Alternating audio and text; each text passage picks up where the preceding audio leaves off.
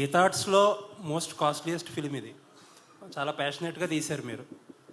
But మీకున్న ఎక్స్పీరియన్స్కి, మీకున్న కనెక్షన్స్కి ఈ సినిమాని ఎలా అయినా సరే మార్కెట్ చేసేయగలరు, అమ్మేయగలరు. బట్ ఈ సినిమా ఒక 2 నెల్లూరు సీడెడ్ తప్పితే ఎక్కడా కూడా అమ్మల. అన్ని చోట్ల మీ ఓన్ రిలీజ్. అది కూడా మీ డెసిషన్ అనే తెలిసింది. ఎందుకు అలా చేయాలని అనుకున్నారు? ఇది కంపెనీ పాలసీ అండి. జనరల్గా అమ్మేయడం అంటూ ఉండదు. 1-2 చిన్న చిన్న మా కంట్రోల్ లేని ఏరియాస్లో ఇస్తాము, కానీ మిగతాది ఎప్పుడు గీతా ఆర్ట్స్ మేమే ఉంచుకొని లాభం నష్టం మేమే వినిపిస్తాం. ఎందుకంటే మనం కష్టపడి చేసే మన సినిమా మీద మనకు నమ్మకం ఉండాలి ఫస్ట్.